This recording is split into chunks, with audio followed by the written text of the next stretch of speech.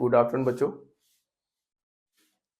तो एनटीएसपी का सोल्यूशन हम लोग कर रहे थे, 25 क्वेश्चन तक हम लोग कर चुके थे और उसमें एक क्वेश्चन नंबर 12 था जो शायद रह गया, छूट गया है। तो हम लोग क्वेश्चन नंबर 12 को पहले देख लें और फिर 26 से 50 तक करते हैं, ठीक है। क्वेश्चन नंबर 12 रह गया था ये वाला, इसको देख लीजिए पहले, फिर आगे करते हैं। तो एक फिजिकल क्वांटिटी है Z जो कि बाकी फिजिकल क्वांटिटीज से रिलेटेड है और रिलेशन क्वेश्चन में दिया हुआ है a² और b की पावर 2/3 और फिर c की पावर हाफ है, अंडर रूट लगा हुआ है और फिर d की पावर 3 है। तो z में होने वाली परसेंटेज एरर हमको फाइंड करनी है। बाकी a, b, c और d में जो परसेंटेज एरर है वो उस क्वेश्चन में दी हुई है। तो परसेंटेज एरर इन z कैसे लिखते हैं? पावर को प्रोडक्ट बना देते हैं, तो 2 times percentage error in a कितना दिया देखो 2%। पावर को प्रोडक्ट बनाते जाइए, इनकी पावर को आगे लेते जाइए और परसेंटेज एरर लिखते जाइए। b की परसेंटेज एरर आप देखिए कितना है 1.5%। फिर c की पावर हाफ है और c का जो परसेंटेज एरर है वो देखिए 4% है और उसके बाद d की पावर 3 है और परसेंटेज एरर 2.5 है। 4 + 1 + 2 + 7.5 है ना। 4 and 5, 5 and 2 7, 7 and 7 14.5. So this become 14.5%। तो बिल्कुल सिंपल सा क्वेश्चन था। परसेंटेज एरर लिखने के लिए पहले फॉर्मूला पता होना चाहिए। यह फॉर्मूला क्वेश्चन में दिया रहता है, अक्सर क्वेश्चन में दिया रहता है। फार्मूला मतलब रिलेशन क्वेश्चन में दिया रहता है और अगर नहीं दिया है तो वो रिलेशन हमको अपने से पता रखना होता है और रिलेशन पता रहता है तो हम लोग पावर को प्रोडक्ट बनाकर फिर परसेंटेज एरर लिखते जाते हैं और सवाल बेहद आसानी से सॉल्व हो जाता है। जैसा कि मैंने पहले भी कहा था कि एरर एनालिसिस एनसीईआरटी के सिलेबस से तो हटा दिया गया लेकिन नीट के सिलेबस में है, इसलिए आप लोग सारे लोग फोकस करिए नीट के सिलेबस में, ठीक है ना। एनसीईआरटी के सिलेबस में फोकस तो ठीक है, करिए, बिल्कुल करिए, लेकिन नीट के सिलेबस में ध्यान दीजिए। और अगर वो आप लोगों को नहीं पता है तो वो हम आपको बताते रहते हैं, जैसे कि रिलेटिव वेलोसिटी है, एरर एनालिसिस है, वर्नियर कैलिपर्स है, स्क्रू पेज है, ये कुछ ऐसे टॉपिक्स हैं जो नीट में हैं लेकिन एनसीईआरटी में रिमूव कर दिए गए हैं। पिछली एनसीईआरटी में थे, इस बार एनसीईआरटी में इनका कोई जिक्र नहीं है। तो ये सब बातों का थोड़ा सा ध्यान रखने की आवश्यकता है। बाकी आप लोग ये सब वीडियो देखते रहिए, आपको इसी से लाभ हो जाएगा, इसी से फायदा हो जाएगा और क्या है क्या नहीं है ये सब हम लोग बताते रहते हैं। जो कुछ भी है वो सब आपको कराया जा रहा है, इतना कवर कर लीजिए तो हो जाएगा, ठीक है। चलिए चलते हैं भाई 26वें क्वेश्चन पे। 12वां क्वेश्चन छूट गया था, वो मैंने आपको बता दिया। 26वें पे आ जाते हैं जल्दी से। 26 क्वेश्चन है कि रेन फॉल कर रही है और विंड ब्लो करने लगी। तो पहले अगर विंड ब्लो करने लगी है तो हमें रेन की जो वेलोसिटी है वो फाइंड करनी पड़ेगी। तो रेन जो गिर रही थी यानी कि के कैप माइनस में के कैप और हवा चलने लगी वेस्ट डायरेक्शन में, तो ये विंड हो गया और वेस्ट का मतलब हो गया माइनस का I cap. Wind west direction में मूव कर रही है, वेस्ट मतलब माइनस आई कैप और वर्टिकली डाउनवर्ड मतलब minus K cap. So this become minus V velocity of wind I cap और minus velocity of rain with K cap. आप बात को समझ रहे हैं या नहीं समझ रहे हैं? देखिए भैया, जब रेन गिरती है और विंड चलने लगती है तो रेन थोड़ी तिरछी हो जाती है, तो तिरछी वाली रेन जो है उसकी वेलोसिटी हमको निकालनी पड़ेगी। अब ध्यान दीजिए जरा, ये देखिए ईस्ट और ये वेस्ट, नॉर्थ साउथ, ठीक है ना।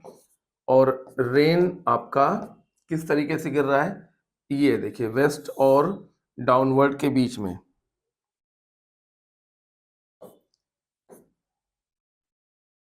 ये वर्टिकली अप है और ये वर्टिकली डाउन है और विंड इस तरीके से नीचे की तरफ गिर रहा है। तो बताइए जब रेन इस तरीके से नीचे आ रहा है तो अम्ब्रेला इसके अपोजिट करना पड़ेगा कि नहीं करना पड़ेगा? आप मुझे बताइए अम्ब्रेला किधर किया जाता है? अगर रेन ऐसे गिर रही है तो अम्ब्रेला उसके अपोजिट करेंगे कि नहीं करेंगे? वही तो होता ही है, वही फंडा ही है कि अम्ब्रेला की डायरेक्शन वेलोसिटी ऑफ रेन के अपोजिट होनी चाहिए। तो ये है अम्ब्रेला की डायरेक्शन, यानी कि अम्ब्रेला की डायरेक्शन जो होगी वो वेलोसिटी ऑफ रेन के अपोजिट होगी। तो वेलोसिटी ऑफ रेन का अपोजिट यानी कि जो माइनस है वो प्लस हो जाएगा, तो velocity of wind I cap and velocity of rain के कैप। ये देखिए ये विंड, ये अम्ब्रेला यू वेक्टर मतलब अम्ब्रेला वेक्टर बना हुआ है। तो अम्ब्रेला इधर रहेगा और उसका वर्टिकल से एंगल पूछा जाता है, तो ये एंगल हो गया थीटा। तो अब मुझे बताइए टेन थीटा कैसे लिखा जाएगा? Tan theta is equal to perpendicular upon base, इसका ये कंपोनेंट वेलोसिटी ऑफ विंड और ये है वेलोसिटी ऑफ रेन। ये देखिए विंड और रेन, विंड आई कैप और रेन के कैप।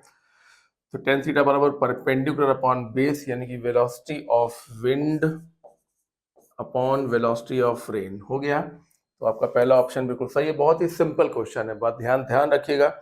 अगर कोई पर्सन रुका हुआ है तो वो अपना अम्ब्रेला वेलोसिटी ऑफ रेन के अपोजिट करता है, ठीक है ना? और उसी सवाल पर आधारित, उसी कॉन्सेप्ट पर आधारित ये बहुत ही सिंपल क्वेश्चन है। मैं क्वेश्चन आपको फिर समझाता हूँ। देखिए रेन गिर रही है नीचे की तरफ और हवा चलने लगी वेस्ट की तरफ, तो विंड तिरछी हो जाएगी। ये देखिए विंड सॉरी रेन जो होगी वो तिरछी हो जाएगी। ये जो रेन है वो इस प्रकार से नीचे आएगा, रेन शावर ऐसे नीचे आएगा और अम्ब्रेला उसी के उल्टी दिशा में करेंगे। आप मुझे बताइए रेन अगर ऐसे गिर रही है तो क्या अम्ब्रेला ऐसे करेंगे? नहीं, अम्ब्रेला उसके उल्टा करेंगे तभी बच पाएंगे, ठीक है ना? तो अम्ब्रेला की डायरेक्शन वेलोसिटी ऑफ रेन के अपोजिट होनी चाहिए। तो पहले हमने वेलोसिटी ऑफ रेन को फाइंड किया और उसका उल्टा कर दिया। देखिए तो ये अम्ब्रेला की डायरेक्शन हो गई और फिर हमने वर्टिकल से बनने वाला एंगल बहुत ही सिंपल तरीके से निकाल लिया। सवाल बेहद आसान है लेकिन कॉन्सेप्ट क्लियर होने पर ही हो पाएगा, ठीक है? Boat which is speed 5 kilometre per hour, boat की स्पीड जो है वो 5 किलोमीटर पर आवर है और एक रिवर है जो कि 1 किलोमीटर चौड़ी है और बोट इसे पार करना चाहती है along the shortest path. Shortest path ये होता है, देखिए बिल्कुल ये पाथ शॉर्टेस्ट होता है और ये रिवर की वेलोसिटी इधर है मान लीजिए, तो नदी बोट को इधर चलाना पड़ेगा क्योंकि आप जानते हैं बोट की वेलोसिटी के साथ रिवर की वेलोसिटी ओवरलैप होती है और फिर बनता है रिजल्टेंट, और रिजल्टेंट जिस तरफ बनता है बोट उसी तरफ जाती है। बोट हमेशा रिजल्टेंट की डायरेक्शन में जाती है और ये angle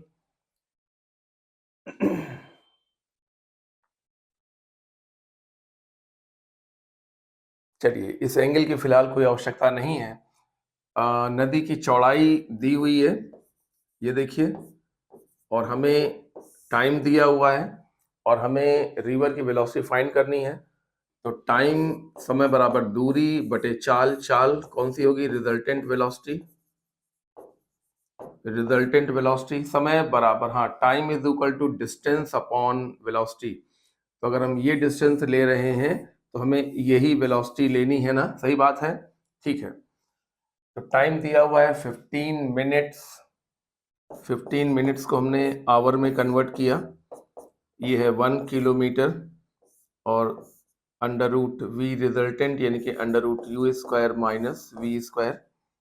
resultant velocity Pythagoras theorem से under root U square minus we square होगा। तो 1/4 is equal to 1 upon under root U square यानी कि 25 और v हमें फाइंड करना है। दोनों साइड का स्क्वायर कर दिया जाए तो 1/16 is equal to 1/25 minus we square. So 25 minus we square is equal to 16। So v square is equal to 25 minus 16 यानी कि 9। v square is equal to 9 मतलब रिवर की वेलोसिटी अंडर रूट 9 यानी कि 3 किलोमीटर पर आवर। हो गया आराम से। तो बहुत ही इजीली ये क्वेश्चन हम लोगों ने सॉल्व कर लिया। ओके, हो गया आराम से। देखिए एक बार फिर समझ लीजिए, ये है रिवर के किनारे और ये रिवर फ्लो कर रही है और रिवर को हमें शॉर्टेस्ट पाथ में पार करना है। तो शॉर्टेस्ट पाथ में पार करने के लिए हमें उस दिशा में नहीं चलना है, क्योंकि हम जानते हैं कि नदी का बहाव हमको बहा के आगे ले जाती है। इसलिए हम थोड़ा सा उल्टा तैरेंगे, यानी कि नाव हम उल्टी थोड़ी सी चलाएंगे। ये यू हो गया, यानी कि बोट की वेलोसिटी, यानी कि स्विमर की वेलोसिटी या बोट की वेलोसिटी, जो भी आप कह लें। और ये है देखिए नदी की वेलोसिटी। ये दोनों जब सुपर इम्पोज करेंगे तो ये बनेगा रिजल्टेंट, और रिजल्टेंट अगर इस लाइन पर बनेगा तो बोट इसी लाइन पर जाकर यहाँ पहुंच जाएगी और ये होगा शॉर्टेस्ट पाथ। तो समय बराबर दूरी बटे चाल, समझ रहे हैं बात को? समय बराबर दूरी बटे चाल। दूरी कितनी है? 1 किलोमीटर, और चाल कितनी है? √u² minus v²। और समय है 15 मिनट, को हमने कन्वर्ट किया है आवर में, जिससे कि सारा जो चीजें हो वो किलोमीटर और आवर में रहें। बहुत ही आसान क्वेश्चन है, हो गया। वन बर्न, देखिए न्यूक्लियस का क्रॉस सेक्शन एरिया निकालने के लिए हमारे साइंटिस्ट लोगों ने, ब्रिटिश ब्यूरो ने एक यूनिट बनाई थी जिसका नाम है बर्न। और one barn is equal to 10⁻⁻28 metre square. तो ये जो क्वेश्चन है वो बिल्कुल डेटा बेस्ड है, एनसीईआरटी में ये दिया हुआ है। और बर्न के बारे में लिखा हुआ है कि एक बर्न 10⁻⁻28 मीटर स्क्वायर के बराबर होता है। ये एनसीईआरटी के कौन से पेज में है, ये आपको जो भी आंसर शीट मिली है वहां पर आपको लिखा हुआ मिलेगा, और सभी क्वेश्चंस में लिखा हुआ मिल रहा है आपको। assertion है, if the percentage error in the measurement of mass and speed is 3% and 5%, तो काइनेटिक एनर्जी में कितनी एरर होगी? तो हम जानते हैं कि kinetic energy is equal to half mv² होता है। तो परसेंटेज एरर या रिलेटिव एरर पहले आप लिखना चाहते हैं तो रिलेटिव एरर भी लिख सकते हैं। Relative error delta k by k is equal to delta m by m plus 2 times delta v by v। और उसके बाद इसमें अगर 100 का मल्टीप्लाई कर दें तो परसेंटेज एरर निकल आती है। Percentage error in kinetic energy is equal to delta m by m into 100 और plus 2 times delta v by v into 100, ठीक है ना। और ये पूरा पूरा सवाल में दिया हुआ है। ये दिया हुआ है आपका 3% और ये दिया हुआ है 5%। हाँ, परसेंटेज एरर ही पूरी पूरी दी हुई है, ये पूरा पूरा क्वेश्चन में दिया हुआ है। ये है 3% और ये है 5%। तो ये हो गया 3 और ये हो गया 10, तो टोटल आ गया 13%। बहुत ही आसान सवाल है और असर्शन में बिल्कुल यही बात लिखी गई है, यानी कहने का मतलब है असर्शन भी सही है और रीजन भी सही है, और रीजन इसको पूरी तरह से एक्सप्लेन कर रहा है, यानी कि ऑप्शन होगा 1। अच्छा क्वेश्चन है, बहुत ही बढ़िया। अब क्वेश्चन नंबर 30 देखिए, special function such that trigonometrical function, log वाले फंक्शन, एक्सपोनेंशियल वाले फंक्शन, ये सारे हमेशा डायमेंशनलेस होते हैं। ये बात बिल्कुल सही है कि ई की पावर वाली चीजें, लॉग के अंदर वाली चीजें, और ट्रिग्नोमेट्री में साइन या कॉस के अंदर जो एंगल वगैरह लिखे रहते हैं वो सब डायमेंशनलेस होते हैं। आइए अब रीजन पढ़ते हैं। अ प्योर नंबर कोई हो और ratio of similar physical quantities, जैसे कि velocity of rain upon velocity of wind, ये दोनों कट जाएंगे तो क्या आएगा बताइए? डायमेंशनलेस आएगा। तो सिमिलर फिजिकल क्वांटिटी का रेशियो भी डायमेंशनलेस होता है, प्योर नंबर भी डायमेंशनलेस होता है। एंगल, रिफ्रैक्टिव इंडेक्स वगैरह वगैरह सब रेशियो होने की वजह से, सेम फिजिकल क्वांटिटी की रेशियो होने की वजह से डायमेंशनलेस होते हैं। तो ये बात भी सही है और ये बात भी सही है, लेकिन ये जो रीजन है वो असर्शन को एक्सप्लेन नहीं कर रहा है। ये अपने आप में एक करेक्ट स्टेटमेंट है, ये अपने आप में एक करेक्ट स्टेटमेंट है, लेकिन ये जो सेकंड स्टेटमेंट है वो फर्स्ट स्टेटमेंट के कारणों की जानकारी नहीं दे रहा है। इसलिए दोनों सही हैं पर सही एक्सप्लेनेशन नहीं है। ऑप्शन कौन सा होगा? बी। क्वेश्चन मोस्ट इंपॉर्टेंट है, एनसीईआरटी में बिल्कुल ऐसे ही छपा हुआ है जैसे यहाँ पर ये छपा हुआ है। Such as trigonometrical, logarithmic and exponential functions are dimensionless। और अगले पैराग्राफ में लिखा हुआ है pure number ratio of similar physical quantities such as angle and refractive index are dimensionless। दोनों लाइनें एनसीईआरटी में छपी हुई हैं, लेकिन सेकेंड लाइन फर्स्ट लाइन को एक्सप्लेन नहीं कर रही है। ठीक है, अगला क्वेश्चन, इन नंबर्स का सम करके बताना है। 436.32, 227.2 and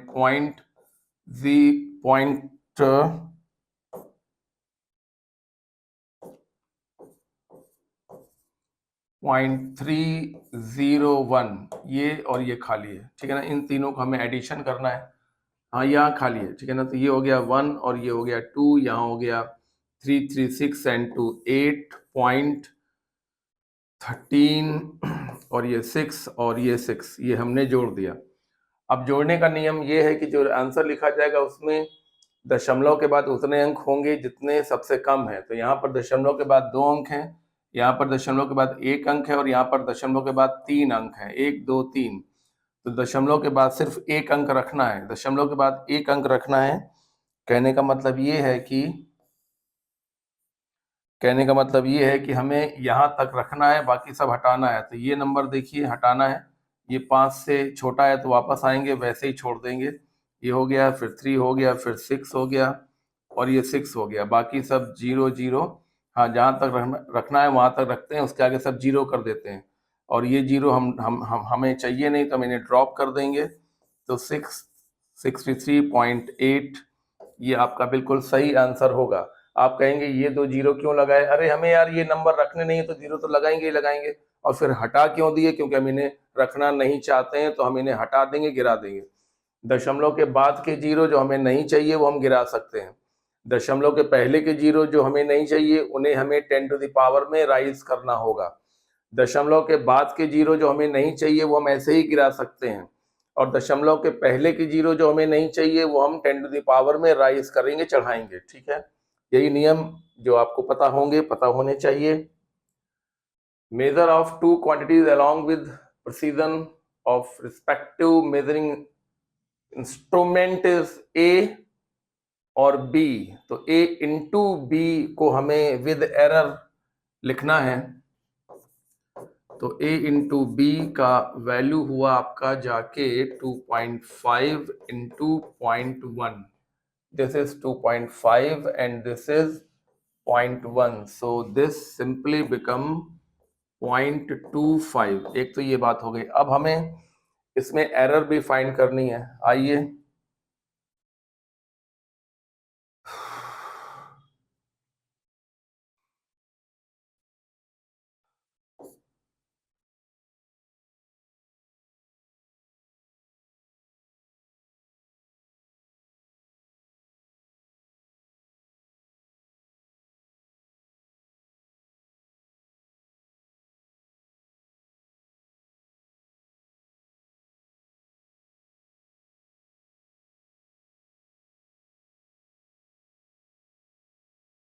चलिए, let c is equal to a into b. तो इसमें एरर निकालें। तो रिलेटिव एरर अगर हम निकालेंगे तो ये आ जाएगा delta a by a plus delta b by B.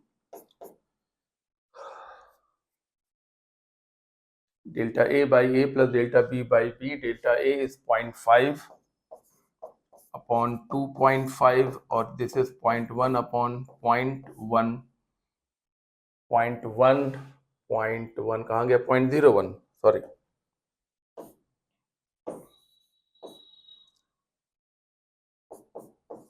0.01 upon 0.01, हाँ ये है, अपॉन 0.10।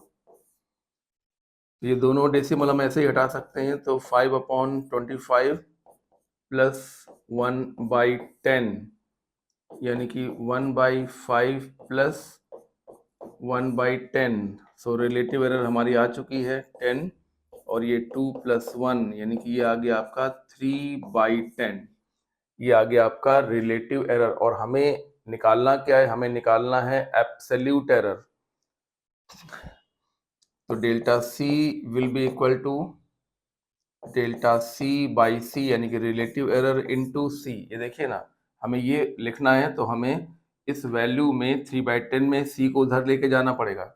आप समझिए बात को, रुक जाइए, अच्छा और समझ लीजिए। Delta C by C is equal to आ गया है 3/10। So delta C is equal to 3/10 into C, यानी कि 3/10 इंटू सी, सी है 0.25,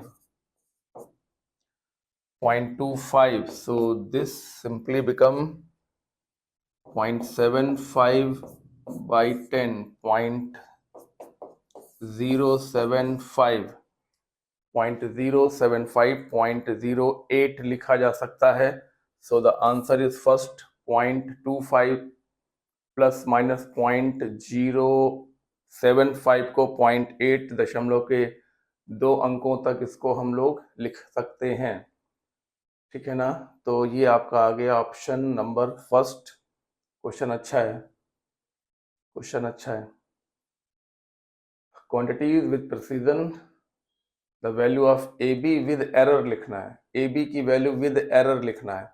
तो पहले हमने ए बी की वैल्यू निकाली और अब इस वैल्यू में होने वाली एरर निकालना चाहते हैं, तो हमने ए बी को सी मान लिया। तो पहले सी में होने वाली रिलेटिव एरर हम लोगों ने निकाली और उसके बाद हमने सी में होने वाली एब्सोल्यूट एरर निकाला। रिलेटिव एरर इतना आ गया, सी को इधर लेके जाएंगे तो एब्सोल्यूट एरर आ जाएगा 3/10 इंटू सी, ये आ गया इतना 0.75/10, 0.075, यानी कि 0.08।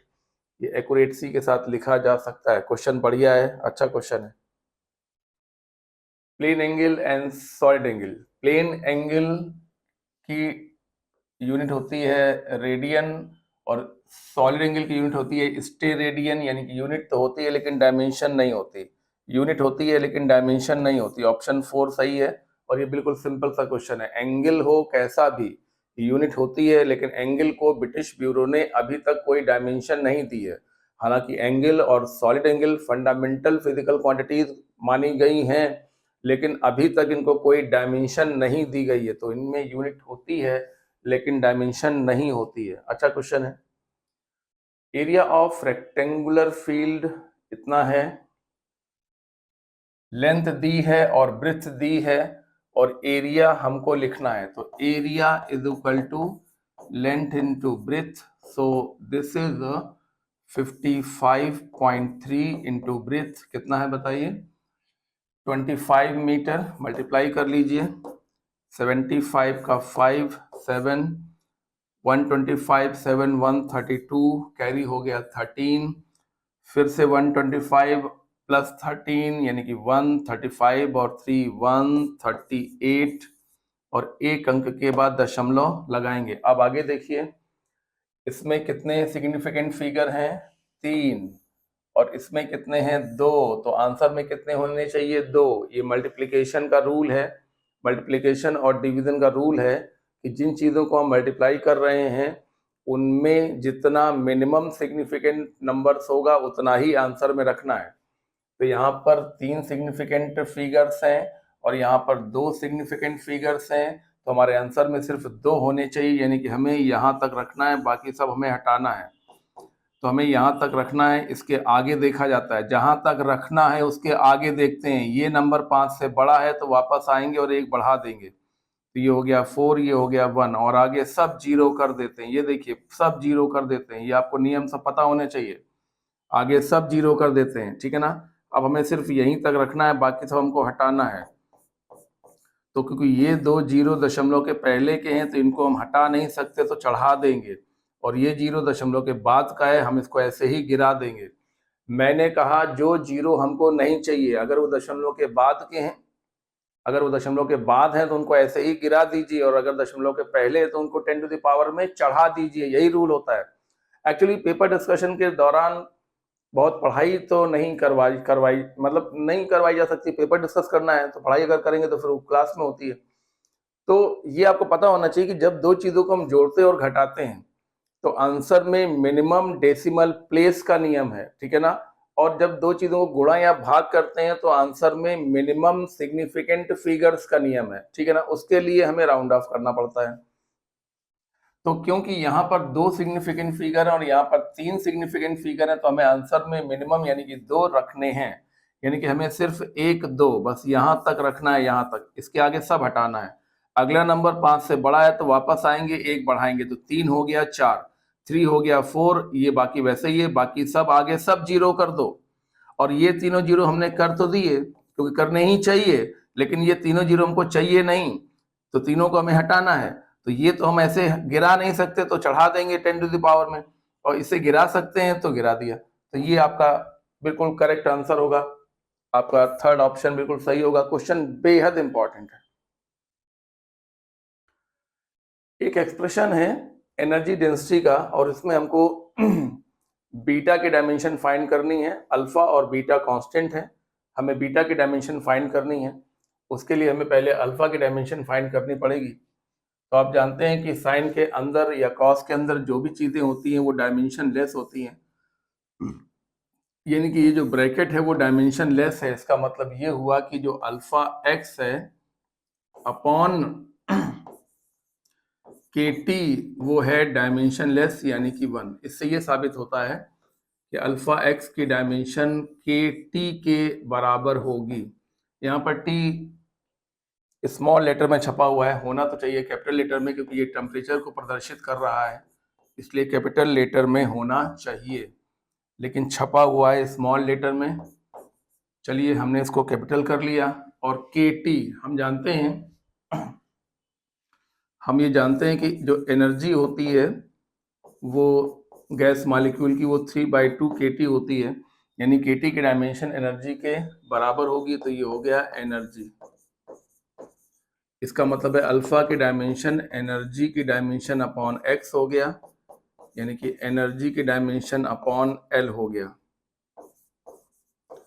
एनर्जी की डायमेंशन अपॉन में ये हो गया एल, ये हो गया आपका अल्फा की डायमेंशन। अब हमें बीटा की डायमेंशन निकालनी है, तो आप इस एक्सप्रेशन को ध्यान से देखिए। तो ये डायमेंशन लेस है और ये पूरा भी डायमेंशन लेस ही होता है, मालूम है ना।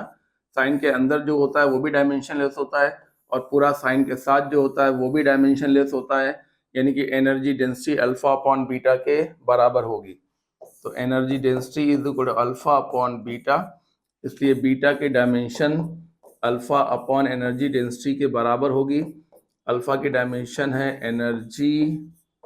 एनर्जी अपॉन एक्स यानी एल, और ये है एनर्जी डेंसिटी। एनर्जी डेंसिटी मतलब एनर्जी पर यूनिट वॉल्यूम। तो एनर्जी से एनर्जी कट गया, वॉल्यूम ऊपर चला गया, तो वॉल्यूम बाई एल मतलब क्या हुआ, मतलब हुआ एल क्यूब बाई एल, मतलब क्या हुआ एल की पावर 2 हो गया।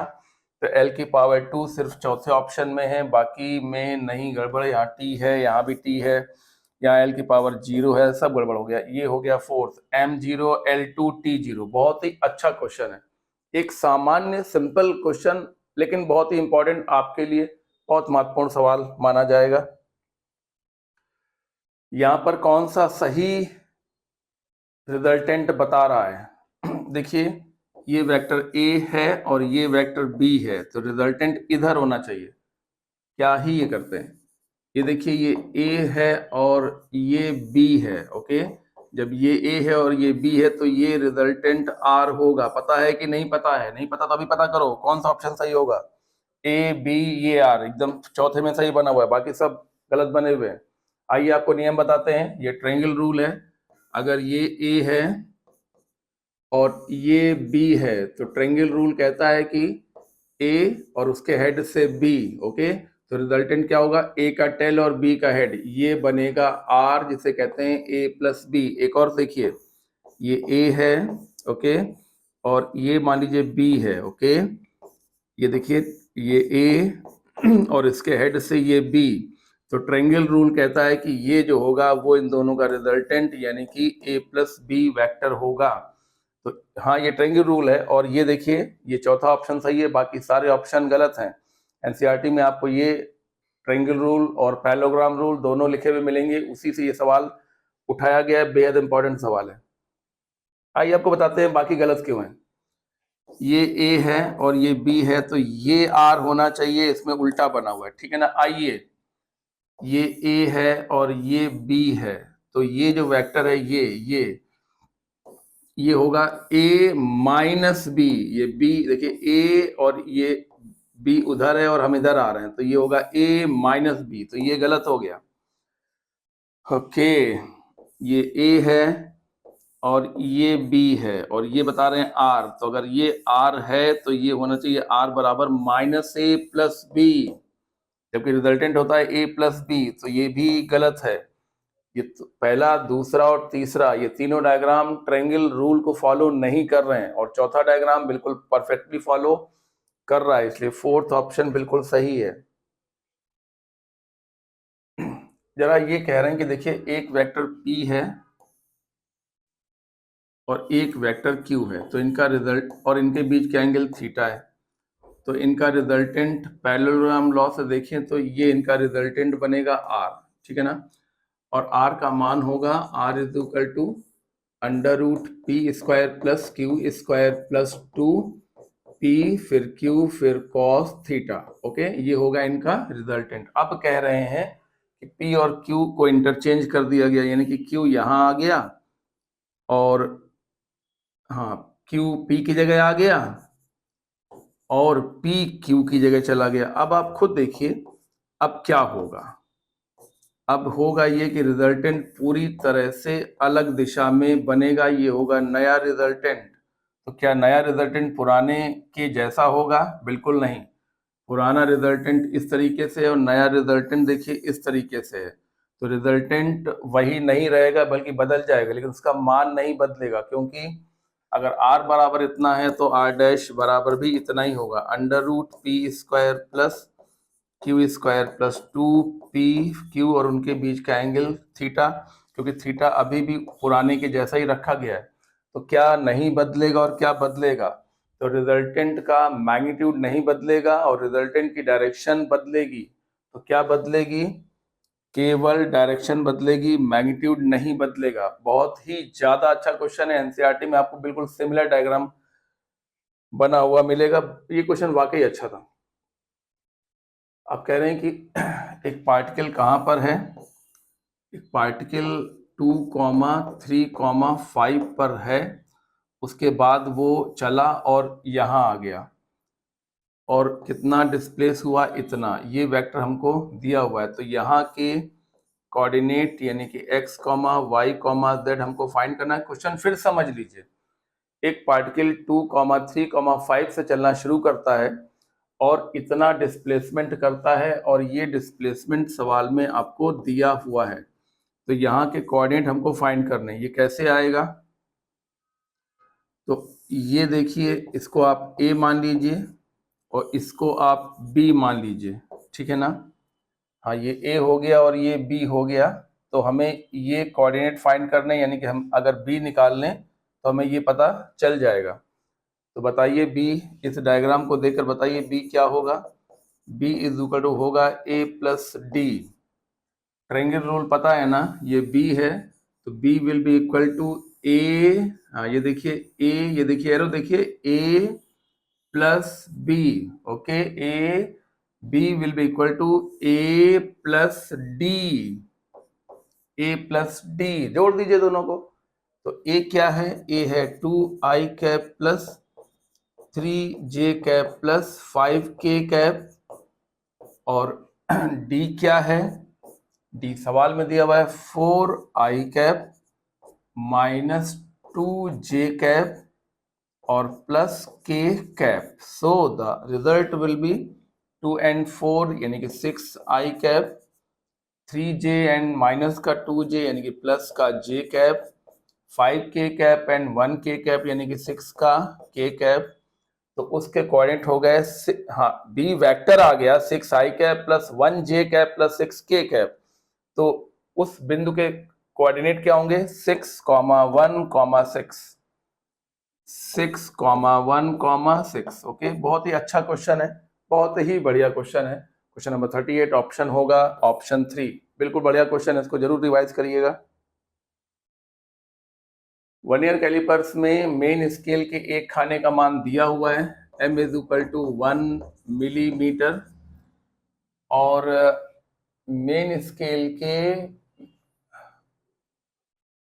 वर्नियर स्केल के 20 खाने, वर्नियर स्केल के खानों की संख्या 20 और मेन स्केल के खानों की संख्या 18। तो लीस्ट काउंट फाइंड करनी है। लीस्ट काउंट का फॉर्मूला आपको पता है क्या? n2 minus n1 upon n2 into m। Least count निकालने का बहुत ही बढ़िया फॉर्मूला है। ये है वर्नियर स्केल में खानों की संख्या और ये है मेन स्केल में खानों की संख्या, ठीक है ना। और ये है मेन स्केल के एक खाने का मान। फिर सुन लीजिए, ये है वर्नियर स्केल में खानों की संख्या और ये है मेन स्केल में खानों की संख्या और ये है मेन स्केल के एक खाने में एक डिवीजन का मान। तो वैल्यूज केवल पुट करनी है, 20 माइनस 18 बाई 20 और into 1 millimetre. Okay, so this is 2 by 20 into 1 millimetre, यानी कि 0.1 mm। तो ये बिल्कुल फॉर्मूला बेस्ड क्वेश्चन है, 0.1 मिलीमीटर फॉर्मूला बेस्ड क्वेश्चन है, लेकिन फॉर्मूला पता रहे तो ठीक है ना। देखिए, इन सवालों में दिया जाता है मेन स्केल के एक खाने का मान और ये दिया जाता है कि वर्नियर के कितने खाने मेन के कितने खानों के समतुल्य हैं। तो वर्नियर के 20 खाने मेन स्केल के 18 खानों के इक्विवेलेंट हैं, समतुल्य हैं या इक्वल हैं, यानी कि n2 20 है और n1 18 है और m का मान दिया है 1 मिलीमीटर। क्वेश्चन बहुत ही आराम से सॉल्व हो जाएगा। फार्मूले पर थोड़ा गौर कीजिए, हो जाएगा। अब वर्नियर कैलिपर्स है, ओके ये हो गया। ओके, अगला क्वेश्चन देखते हैं। इन 3-dimension system the position coordinate of particle, okay बहुत ही बढ़िया क्वेश्चन है। x कोऑर्डिनेट, y और z कोऑर्डिनेट दिए हैं और पार्टिकल की वेलोसिटी हमको फाइंड करनी है। तो वेलोसिटी का x कंपोनेंट हम निकाल सकते हैं कैसे? dx बाई dt करके। तो x को डिफ्रेंशिएट करिए, हाँ ये, तो ये हो जाएगा minus a omega sine omega t, ठीक है ना। साइन कैसे आ गया? तुमको नहीं मालूम है कि कॉस का डिफरेंशिएशन माइनस साइन होता है और ये ओमेगा बाहर आएगा। ओके, अब देखिए वेलोसिटी का y कंपोनेंट जो कि dy बाई dt होगा।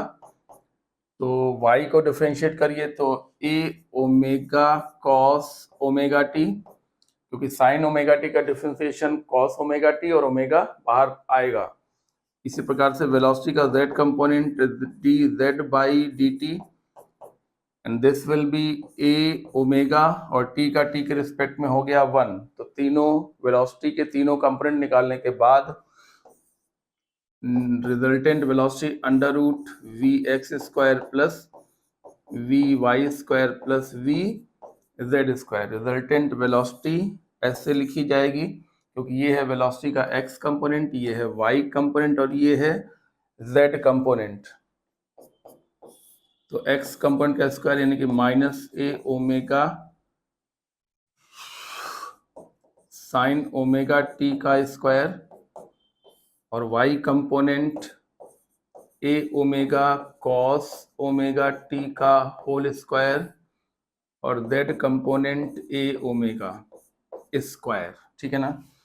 तो यहाँ से इन दोनों से कॉमन आएगा a ओमेगा का होल स्क्वायर और sine square theta plus cos square theta 1 हो गया। और उसके आगे देखिए a ओमेगा का स्क्वायर ये है, तो ये हो गया अंडर रूट के अंदर 2a ओमेगा का स्क्वायर यानी कि अंडर रूट 2a ओमेगा, ठीक है ना। ये आपका रिजल्ट आ गया। क्वेश्चन बेहद इंपॉर्टेंट है, यानी कि बेहद आसान और सच में बेहद इंपॉर्टेंट क्वेश्चन है। x कोऑर्डिनेट से x डायरेक्शन की वेलोसिटी निकाल ली, y कोऑर्डिनेट से y डायरेक्शन की वेलोसिटी निकाल ली, z कोऑर्डिनेट को डिफरेंशिएट करके z डायरेक्शन की वेलोसिटी निकाल ली। और क्योंकि ये तीनों वेलोसिटीज एक दूसरे के परपेंडिकुलर हैं, इसलिए इनका resultant under root v x square plus v y square plus v z square होगा। और जब हमने ये काम किया तो आप समझिए मेरी बात को, यहाँ पर sine square theta plus cos square theta कितना हो गया 1, और ये इसका स्क्वायर लिखा हुआ है ये, और इसका स्क्वायर लिखा हुआ है ये। देखिए ए ओमेगा का होल स्क्वायर, ए ओमेगा का होल स्क्वायर, और ये ए ओमेगा का होल स्क्वायर, और sine square theta plus cos square theta become 1, ये लिखा हुआ है। तो अंडर रूट के अंदर ए ओमेगा स्क्वायर प्लस ए ओमेगा स्क्वायर, यानी कि 2 बार हो गया, तो 2 ए ओमेगा का स्क्वायर, तो रूट लेंगे तो √2 हो जाएगा और ये स्क्वायर हट जाएगा। सवाल बेहद इंपॉर्टेंट है, उम्मीद है आपको एक्सप्लेनेशन पूरी तरह समझ में आ गया होगा। यहाँ पर कहा जा रहा है कि दो वेक्टर्स का सम का जो मॉड है, अच्छा सम का जो मॉड है वो उनके डिफरेंस के मॉड का n टाइम्स है, डिफरेंस के मॉड का n टाइम्स है, ठीक है ना। तो हमें इनके बीच का एंगल फाइंड करना है। क्वेश्चन बेहद इंपॉर्टेंट है, बेहद इंपॉर्टेंट। खास बात यह है कि दोनों वेक्टर्स के जो मॉड हैं वो सेम है, ए का मॉड और बी का मॉड सेम है। इसको आप चाहें तो ए मान लीजिए, चाहे तो मान लीजिए, नहीं तो आप केवल कुछ भी मान लीजिए, दोनों को बराबर मान लीजिए, ठीक है। आइए ए प्लस बी का मॉड लिखें हम लोग, under root a square plus b square plus 2 a b cos theta is equal to n times under root a square plus b square minus 2 a b cos theta, ठीक है ना। ये हो गया, चलिए बढ़िया। तो अब हम, क्योंकि ए और बी के मॉड बराबर हैं, तो इसको a square plus a square, समझ गया ना, a square plus a square plus 2 फिर ए और cos theta is equal to n times under root a square plus a square minus 2 फिर ए और फिर कॉस थीटा, ठीक है ना।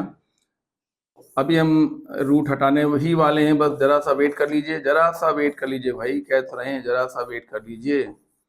Is equal to n times under root 2a square minus 2a square cos theta, ठीक है ना। अब दोनों तरफ स्क्वायर कर दीजिए, तो 2a square plus 2a square cos theta, हम तुम्हें बता रहे हैं हम तुम्हें 2a square minus 2a square cos theta, okay.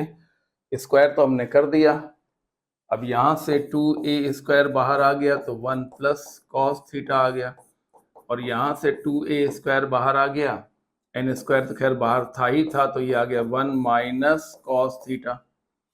तो 2a स्क्वायर से 2a स्क्वायर कैंसिल हो गया, तो 1 plus cos theta is equal to n square अंदर जाएगा तो n square minus n square cos theta.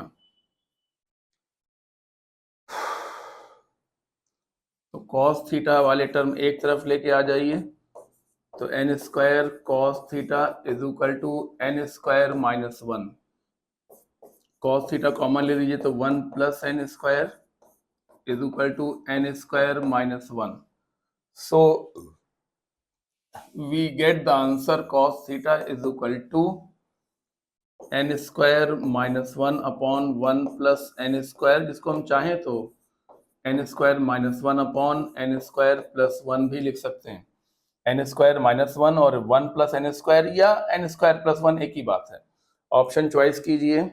ये क्या है, ये तो गलत है, स्क्वायर है ही नहीं, यहाँ पर साइन लिखा हुआ है, क्या है ये देखिए, हाँ cos inverse n square minus 1 upon n square plus 1, ये हो गया आपका करेक्ट ऑप्शन, ये लीजिए हो गया। सवाल बहुत बढ़िया, सोल्यूशन थोड़ा सा बड़ा है इसका आंसर आप लोग को अगर डायरेक्टली याद रहेगा तो अच्छा रहेगा। इस सवाल को देख लीजिए, ये सवाल अगर आएगा तो बिल्कुल हूबहू ऐसा ही आ जाएगा, इसके आंसर को याद रखिएगा। 3 वेक्टर हैं और हमें एक नया वेक्टर दिया गया है जो कि a vector plus b vector minus c vector है, और हमें इसका y कंपोनेंट केवल y कंपोनेंट लिखना है। तो a का y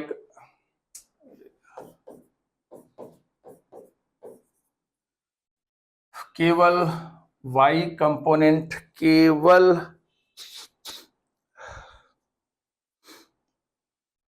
ए वाई जे कैप, केवल y component, A Y J cap, इसका y component B Y J cap, और इसका y कंपोनेंट माइनस का C Y J cap, so this become A Y plus B Y minus का C Y, और ये हो गया जे कैप। अब हमें सिर्फ इसका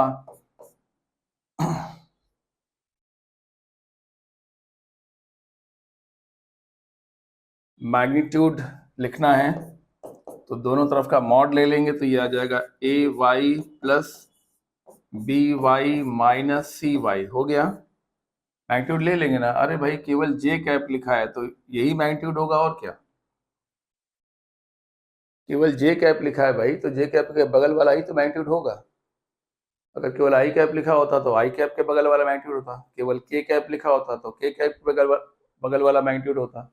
जब सिंगल कैप होता है तो उसके बगल वाला ही मैग्नीट्यूड होता है। तो ये एक आसान क्वेश्चन है, बेहद आसान क्वेश्चन है।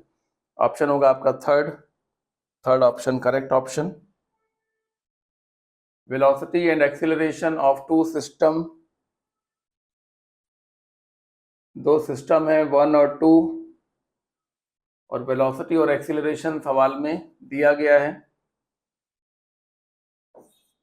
v2 is equal to n upon m square v1 और a2 is equal to 1 upon mn a1। दो सिस्टम है 1 और 2, उसमें वेलोसिटीज का संबंध और एक्सीलरेशन का संबंध सवाल में दिया हुआ है, और डिस्टेंस और टाइम का संबंध निकालना है। सवाल आपके लिए थोड़ा कठिन भी हो सकता है, खैर आइए। वेलोसिटी यानी कि L2 upon T2 n upon m square L1 upon T1, okay, ये हमारा इक्वेशन 1 हो गया। एक्सेलरेशन यानी कि L upon T square 1 upon mn, और acceleration L1 upon T1 square. Acceleration की यूनिट देखिए metre per second square, metre per second square, metre per second square, ये सिस्टम 1 में और ये सिस्टम 2 में। वेलोसिटी की dimension metre per second system 2 में, मीटर पर सेकेंड सिस्टम 1 में। इस प्रकार से हमने दो इक्वेशंस बना ली, और इन दोनों को अगर हम डिवाइड करें तो हमें रिजल्ट मिल सकता है बहुत आसानी से। 2/1 किया हमने तो L2 अपॉन T2 स्क्वायर। अरे भाई जब दो समीकरणों को डिवाइड करते हैं तो लेफ्ट लेफ्ट से डिवाइड होता है, राइट राइट से डिवाइड होता है। तो L2 by T2 square upon में L2 by T2 is equal to, right से राइट डिवाइड होगा तो 1 upon mn L1 by T1 square,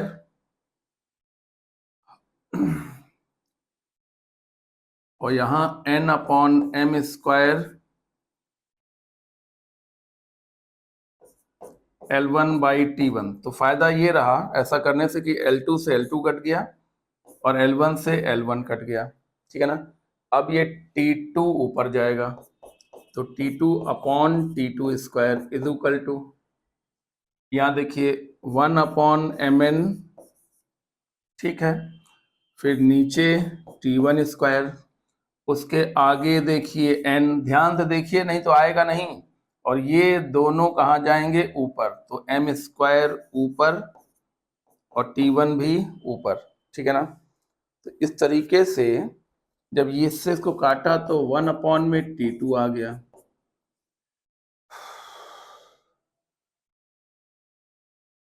T1 से T1 को काटा, m से m को काटा, तो ऊपर m बचा और नीचे n स्क्वायर बचा और नीचे T1 बचा। क्यों, T1 से T1 को काटा तो नीचे T1 बचा, T2 से T2 को काटा तो नीचे T2 बचा, m से m को काटा तो ऊपर m बचा और n into n, n square. इस तरीके से एक नतीजे पर हम पहुंच चुके हैं, और वो है T2 इज इक्वल टू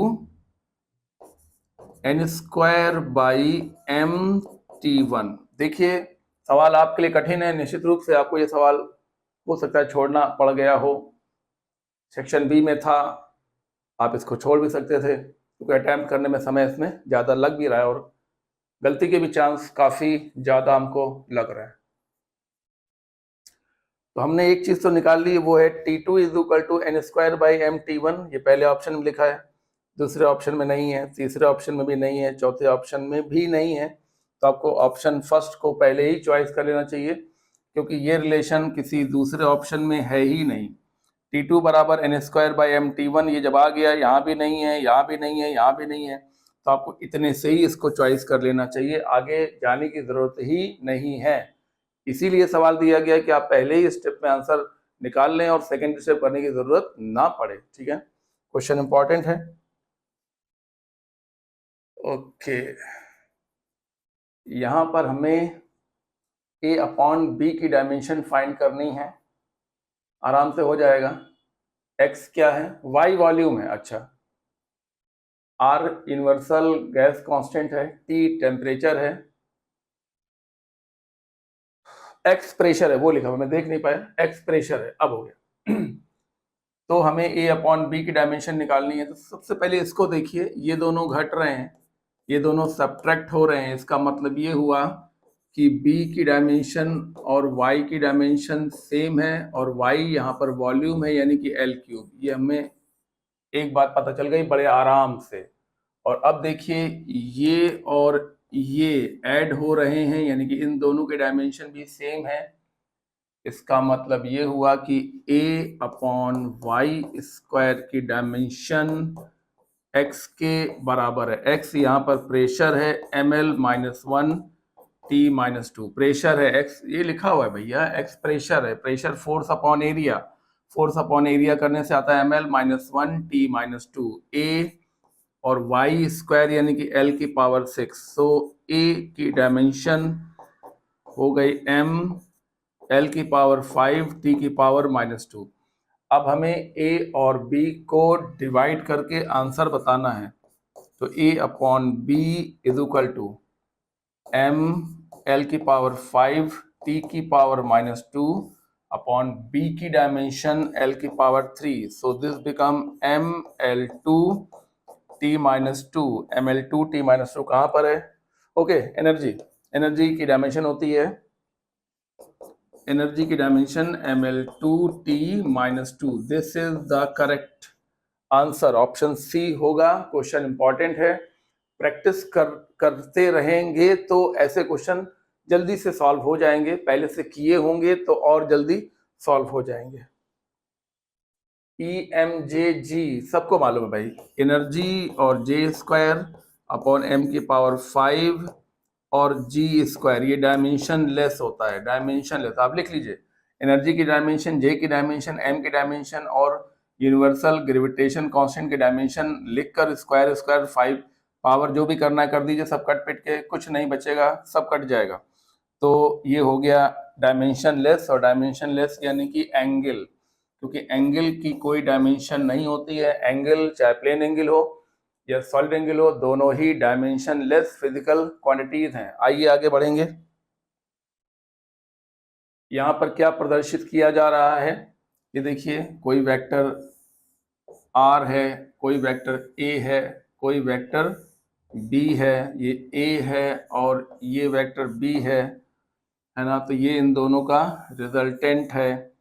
या कोई वेक्टर ये c है और कोई वेक्टर ये a है ना, तो ये c और ये a, तो ये b और ये c, तो ये इन दोनों का रिजल्टेंट है। तो इस डायग्राम में सुपरपोजिशन ऑफ वेक्टर को दिखाया गया, यानी कि वेक्टर के एडिशन के ट्रायंगल रूल को यहाँ पर दिखाया गया है कि दो वेक्टर्स का रिजल्टेंट कैसे लिखा जाएगा, कैसे बनाया जाएगा। तो associative law of vector addition, vector addition का एसोसिएटिव लॉ है, कम्यूटेटिव नहीं है। Associative law of vector multiplication, यहाँ कहाँ मल्टीप्लिकेशन हो रहा है, ये तो पैरेललोग्राम लॉ और ट्रायंगल लॉ शो किया जा रहा है, तो ये एडिशन को ही रिप्रेजेंट करता है। तो ये ऑप्शन फर्स्ट होगा, ये बहुत ही आसान सा सवाल है। Person aiming to reach exactly opposite point, bank of stream. Okay, ये देखिए, एक पर्सन ए से ठीक सामने पॉइंट बी पर पहुंचना चाहता है, रिवर फ्लो कर रही है, रिवर उधर फ्लो कर रही है, ये देखिए उस तरफ फ्लो कर रही है और स्विमर रिवर फ्लो से 120 डिग्री पर तैरता है। ये देखिए स्विमर की वेलोसिटी रिवर फ्लो से 120 डिग्री पर है, ये हो गया, और ये होगा देखिए v, और तब बनेगा रिजल्टेंट, और रिजल्टेंट जब इस तरफ बनेगा तभी वो स्विमर यहाँ पर पहुंच पाएगा। ये एंगल कितना होगा बताइए? 30। कैसे आ गया 30? तो क्वेश्चन में कहीं लिखा भी नहीं हुआ है। अरे भैया, ये रिवर की वेलोसिटी है और ये स्विमर की वेलोसिटी है, इन दोनों के बीच का एंगल 120 है, और 120 में ये 90 है, तो ये कितना हो गया? 30। ओके, अब निकालना क्या है? अब हमें वाटर की स्पीड फाइंड करनी है, तो इस ट्रायंगल में ध्यान दीजिए, बड़ा आसान सवाल है। sin 30 is equal to perpendicular upon hypotenuse यानी कि 1/2 is equal to v upon 0.5। So v is equal to 0.5/2। आप देखिए कितना आसान सवाल है। So v is equal to 0.5/2 यानी कि 0.25 metre per second. This is the correct answer. बिल्कुल सिंपल क्वेश्चन, बिल्कुल ही सिंपल क्वेश्चन है, लेकिन आप लोगों में से बहुत से बच्चे 120 डिग्री से कंफ्यूज हो गए, ध्यान नहीं दिया कि सवाल आपको पहले से करा हुआ रहेगा तो जल्दी ध्यान आ जाएगा कि नदी बह रही है और स्विमर नदी के बहाव से 120 डिग्री पर तैरता है, क्योंकि उसको सामने पहुंचना है। तो ये देखिए पूरा एंगल 120 है, उसमें से ये 90 है, तो ये 30 है। 30 में से u का मान आपको 0.5 दिया हुआ है और v का मान निकालना है। कितना सिंपल क्वेश्चन है, साइन थीटा की मदद से निकल आएगा। यहाँ पर देखिए कैपेसिटेंस की Q बराबर CV। ये सवाल बेहद आसान सवाल होते हैं, कुछ लोग इसमें चारों ऑप्शन चेक करना स्टार्ट कर देते हैं, ये उनकी सबसे बड़ी गलती है। उनको प्रॉपरली पहला दूसरा ऑप्शन ही चेक कर लेना चाहिए। तो C is equal to Q upon V यानी कूलम्ब पर वोल्ट, ठीक है ना। तो जो कैपेसिटेंस है वो मैच कर गया कूलम्ब पर वोल्ट से। ये देखिए, तो A का 3, A का 1, A का 4 गलत, ये दोनों काट दीजिए, ये होंगे ही नहीं। A का 3, A का 3, अब बचे केवल 2, क्योंकि पहले में भी A3 मैच कराया, तीसरे में भी A3 मैच कराया, तो एक और चेक कर लीजिए, इंडक्टेंस और चेक कर लीजिए। इंडक्टेंस को और आप चेक कर लीजिए। इंडक्टेंस को चेक करने के लिए कौन सा फार्मूला सबसे अच्छा रहेगा? मैग्नेटिक फ्लक्स वेबर यानी कि C का सेकंड, बस हो गया A का थर्ड और C का सेकंड, A का थर्ड और C का फर्स्ट, ये गलत हो गया। फर्स्ट ऑप्शन चॉइस कर लीजिए, हो गया। यानी कि मैचिंग द कॉलम में आपको जो सबसे पहले जो दो आपको अच्छे से पता हो उन्हीं को चेक कर लीजिए, तो आपका सही ऑप्शन का चुनाव हो जाएगा। तो कैपेसिटेंस कूलम पर वोल्ट पहचान लिया, तो ये दोनों कट गए। A का 3 से मैच होगा, ठीक। अब बचे 1 और 3। अब देखिए C का सेकंड से मैच होगा, तो C का सेकंड और C का फर्स्ट से मैच बता, तो ये गलत हो गया, मतलब ये गलत हो गया और ये बच गया, ये हो गया सही। तो तीसरा, दूसरा, तीसरा, चौथा गलत और पहला हो गया बिल्कुल सही। तो ये मैचिंग द कॉलम वाले क्वेश्चन पूरे सॉल्व नहीं किए जाते हैं, 2 ऑप्शन से ही काम चल जाता है। पोजीशन वेक्टर यहां पर दिया हुआ है, देखिए ध्यान से, r vector is equal to 2t² i cap plus 3j cap plus 4k cap, और हमें एक्सीलरेशन फाइंड करना है, तो पहले v फाइंड करिए। v is equal to dr/dt, ध्यान से देखिए, तो ये आ गया 4t i cap plus 0 plus 0। 0 0 क्यों? क्योंकि ये कांस्टेंट है और ये भी कांस्टेंट है, और कांस्टेंट का डिफरेंशिएशन 0 होता है। अब आप एक्सीलरेशन निकालिए। एक्सीलरेशन जो कि dv/dt है, तो 4 आया, t का t के रिस्पेक्ट में 1 हो गया, और ये आ गया i cap. So this become 4 i cap यानी मीटर पर सेकेंड स्क्वायर यानी कि 4 वैल्यू होगी और डायरेक्शन होगी x। वैल्यू 4 डायरेक्शन y गलत, वैल्यू 3 यहीं गलत हो गया, वैल्यू 4 डायरेक्शन x थर्ड सही हो गया, वैल्यू 2 गलत, ठीक है ना। तो ये आपका थर्ड ऑप्शन सही हो गया। क्वेश्चन आसान है, अच्छा है। और ये लिखी हुई है एनर्जी डेंसिटी, इसकी डायमेंशन फाइंड करनी है। 1/2 b² / μ0 ये होती है मैग्नेटिक एनर्जी डेंसिटी, यानी कि एनर्जी पर यूनिट वॉल्यूम। अरे भाई मालूम है ना, 1/2 b² / μ0 क्या होती है? एनर्जी नहीं होती है, कैपेसिटर में छिपी हुई एनर्जी डेंसिटी होती है। मैग्नेटिक इंडक्टर के अंदर छिपी हुई मैग्नेटिक एनर्जी डेंसिटी मतलब एनर्जी पर यूनिट वॉल्यूम। इसकी डायमेंशन हमको फाइंड करनी है। एनर्जी की डायमेंशन mL2T-2 और वॉल्यूम की dimension L⁻3। So this become mT-अपॉन L, तो L ऊपर चला जाएगा तो mL-1T-2। ये तो प्रेशर के डायमेंशन के बराबर है। फिलहाल प्रेशर तो नहीं बताना है, ये बताना है क्या होगा। तो mL-1T-2 ऑप्शन होगा फोर्थ। इस प्रकार से हम लोगों ने NTSP का जो पहला टेस्ट कल हुआ था उसका पूरा सोल्यूशन हम लोगों ने कर लिया है। एक वीडियो मैंने 25 क्वेश्चन का बनाया था जिसमें 12वां क्वेश्चन छूट गया था जो मैंने आज बताया, और अगला वीडियो 26 से लेकर 50 क्वेश्चन का ये आपको मैंने करा दिया है। रेगुलर क्वेश्चन लगाते रहिए, 15 सवाल या उससे ऊपर जितना आप लगा सकते हैं वो लगा लीजिए। 10 से 15 सवाल एवरेज ऑन डेली लगाते रहेंगे तो आपके पेपर्स अच्छे होंगे। पेपर जब भी दीजिए पढ़ के दीजिए।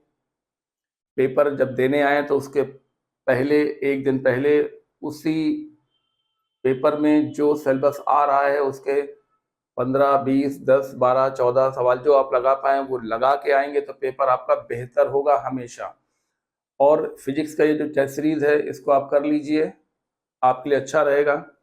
आपको नीट में जो भी 50 क्वेश्चन मिलने वाले हैं, या हो सकता है 45 क्वेश्चन ही आए, ऐसा कुछ नियम आ रहा है कि 50 नहीं बल्कि 45 क्वेश्चन ही आएंगे। मतलब सेक्शन ए और बी का चक्कर जो था वो खत्म भी हो सकता है। या चलिए छोड़िए उन बातों में, हमें क्या करना है। 50 आएंगे तो 45 करने हैं और 45 आएंगे तो 45 करने हैं। जो आएंगे वो करेंगे, जो नहीं आएंगे उनको या तो छोड़ेंगे, गलत नहीं करेंगे। बस ये मेन काम है कि हम लोग गलत क्वेश्चन नहीं करेंगे। क्वेश्चन गलत नहीं करेंगे, छोड़ सकते हैं लेकिन गलत नहीं करेंगे, ठीक है ना। तो जो भी नीट में 50 क्वेश्चन आने हैं या इस बार 45 क्वेश्चन आएंगे, वो इसी टेस्ट सीरीज में जितने भी क्वेश्चन आपको दिए जाएंगे उन्हीं में से होंगे 50। ये बिल्कुल गारंटीड है। इसलिए आपके लिए मैं बोल रहा हूँ कि आप इसे कर लेंगे तो आपका आगे का सफर आसान हो जाएगा। Thank you.